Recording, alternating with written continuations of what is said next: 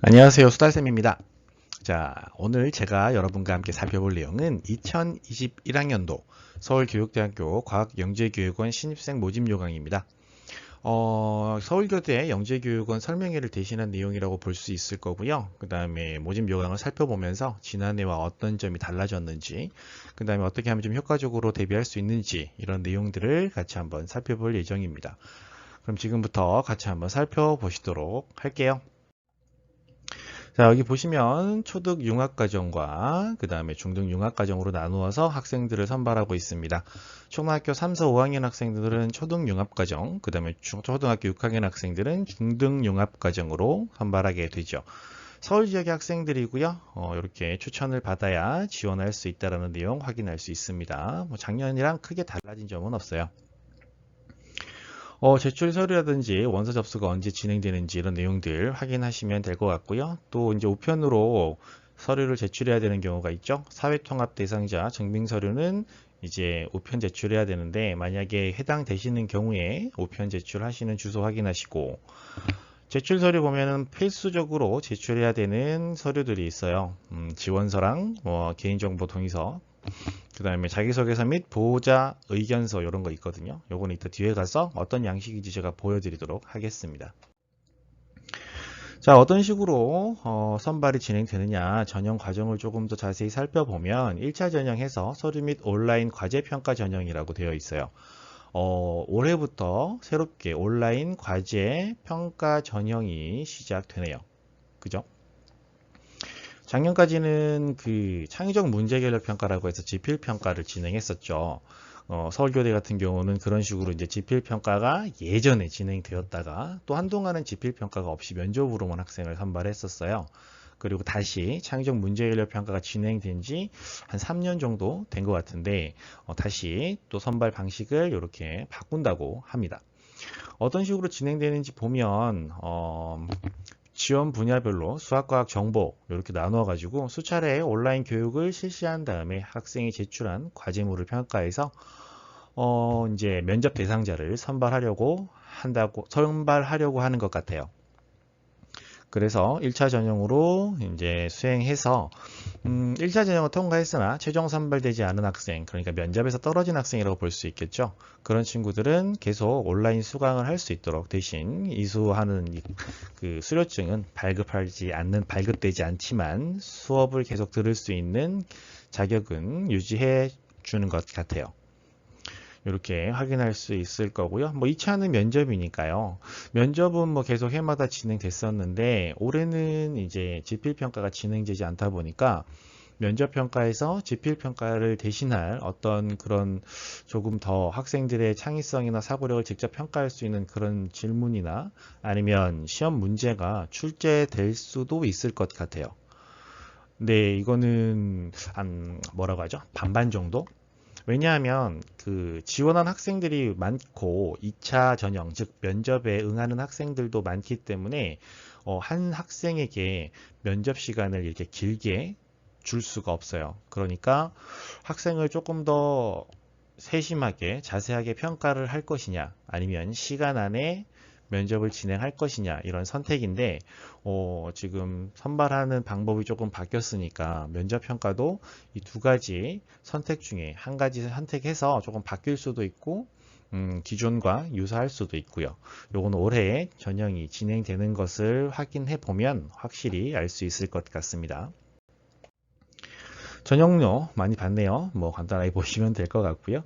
그 다음에 선발 방법 보시면 앞에서 설명했던 내용들이 그대로 나옵니다. 1차 전형해서 저는 1차 전형을 두 가지로 나누어서 생각을 하면 어떨까 싶어요. 이렇게 서류 평가 전형과 온라인 과제 평가 이렇게 나누어서 두 가지로 나누어서 생각을 하고 마지막에 이제 면접 평가로 마무리가 된다. 최종적으로 선발될 학생들을 평가하게 된다. 이렇게 생각하시면 조금 더 쉽지 않을까 싶습니다. 자기소개서나 보호자 의견서 같은 경우는 온라인으로 이제 입력을 해야 되는 건데, 사실 과거에는 지필평가가 끝난 다음에 지필평가에서 면접평가로 넘어간 학생들을 선발하고 그 이후에 자기소개서를 평가했었어요.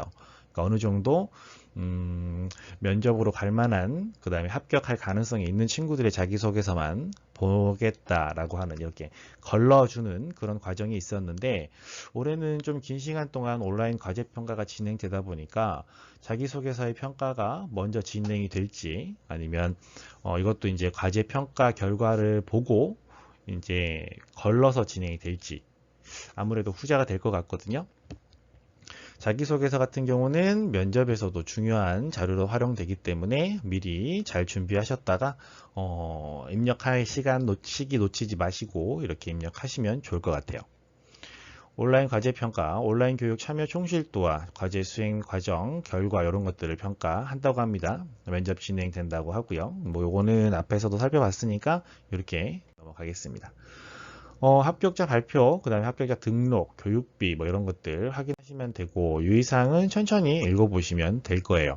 저희 연구소 그 게시판에 제가 그 모집 요강 올려놓고, 그 다음에 첨부 파일로 요 파일을 올려놨으니까 궁금하신 분들은 다운 받으셔서 보셔도 되고, 그 서울교대 영재교육원에 가셔도 다운 받으실 수 있어요. 이렇게 확인하시면 되겠습니다. 일정 뭐 한 번에 확인하시는 이런 표도 있고, 자, 이것은 그 영재교육원 홈페이지에 그 공지사항으로 공지된 내용인데요. 정부 정책, 성교육 후선발 이렇게 되어 있어요. 누구나 과학 영재교육을 받을 수 있는 기회를 제공하자라는 의미에서 이런 식으로 선발 방법을 변경했다고 합니다. 그래서 여기서 중요한 것은 뭐 온라인 교육해서 과제 평가한다. 그리고 이 보시면 다른 사람이 했다는 것을 알 경우 0점 처리함 이렇게 되어 있어요.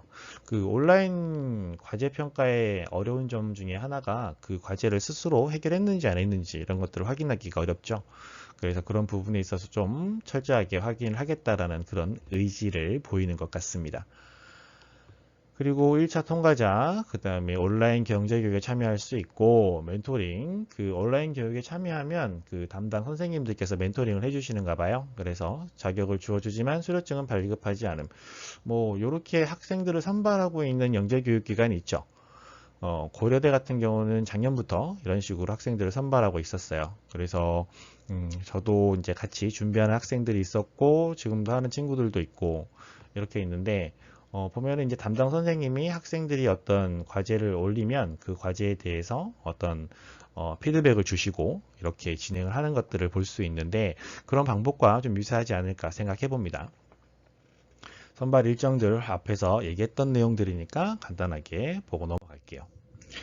자, 여기서 제가 보여드리는 내용은 자기소개서 양식이에요. 서울교대 영재교육원 자기소개서 양식인데 자기소개서 양식은 그러니까 올해 교육을 받을 학생들 선발할 때, 작년 선발, 올해 선발, 뭐 올해 교육생 선발할 때죠.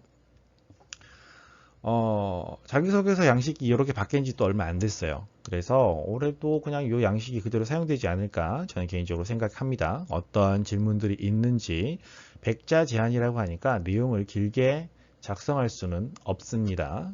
대신 각각 질문에 따라서 이 자기소개서 같은 경우도 점수화가 되기 때문에 어떤 내용을 입력했을 때 좋은 평가를 받을 것인가 이런 것들을 생각하면서 작성을 해주시면 좋겠고요. 보호자 의견서 양식도 이렇게 작년에 진행했던 내용이 있어요. 그래서 요거 같은 경우는 일단은 학생의 장점을 부각시켜야 되니까 지원자가 조리에게 말을 잘한다고 생각합니까? 아주 잘함 체크하시고, 지원자가 책을 읽거나 다른 사람의 말을 들을 때 전체적인 상황을 쉽게 이해한다고 생각합니까? 아주 잘함. 이렇게 모두 아주 잘함, 잘한다. 우리 아이가 영재다. 이렇게 체크해 주시면 됩니다. 가끔 함정이 있어요. 지원자의 영재성으로 인해 선생님이나 친구들 관계에 다소 문제가 있었습니까? 많이 있으면 이렇게 하면 안 되겠죠. 이거는 없음. 이렇게 체크해 주셔야 됩니다. 그리고 마지막에 학생의 영재성이 드러난 사례가 있다면 써주십시오. 이것도 적절한 내용을 작성해 주시면 되고요. 어떤 내용을 작성해야 되는지 참 좀 어렵다. 그 내용을 어떻게 작성해야 되는지 감이 잘 안 온다. 이러신 학생들을 위해서 그렇죠? 자기소개서 대비 강의가 준비되어 있습니다. 아주 좋은 강의예요. 제가 진행했기 때문에 그렇죠.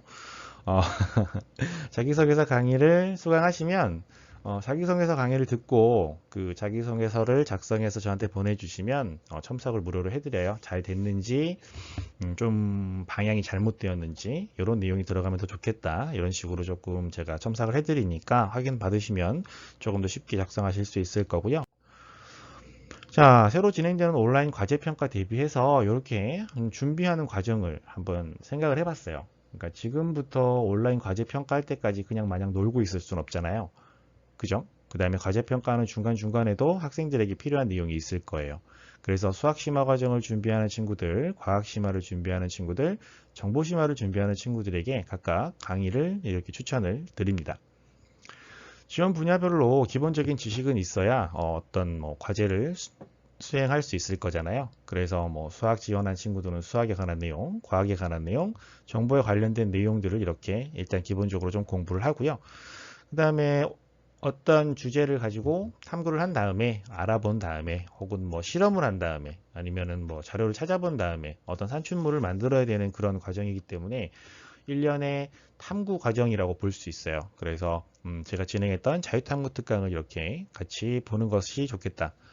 그리고 창의적 문제해결력 수학이나 창의적 문제해결력 과학 같은 경우는 그 과제 온라인 과제 평가에 좀 잘 맞는 그런 교재거든요. 어떤 식으로 교재가 구성되어 있냐면 어떤 주제에 대해서 문제를 풀어보고 그 문제에 대한 내용을 이제 어떤 보고서의 형태로 꾸미는 이런 식의 교재이기 때문에 이런 평가에 좀 잘 맞는 그런 교재다라고 생각이 듭니다.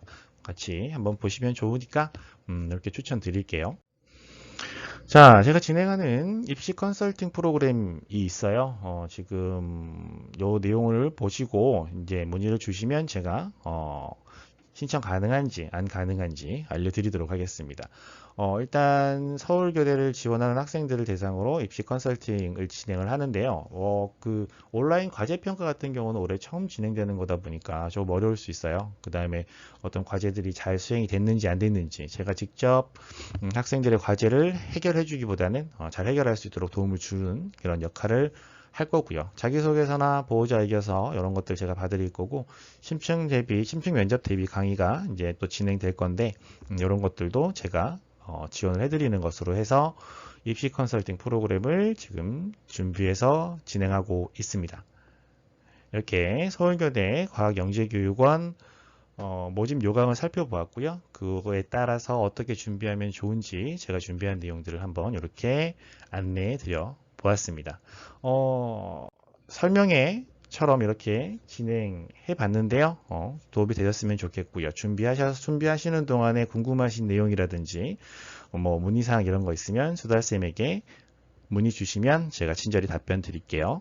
네, 또 다음에 또 좋은 영상으로 이렇게 찾아오도록 하겠습니다. 감사합니다.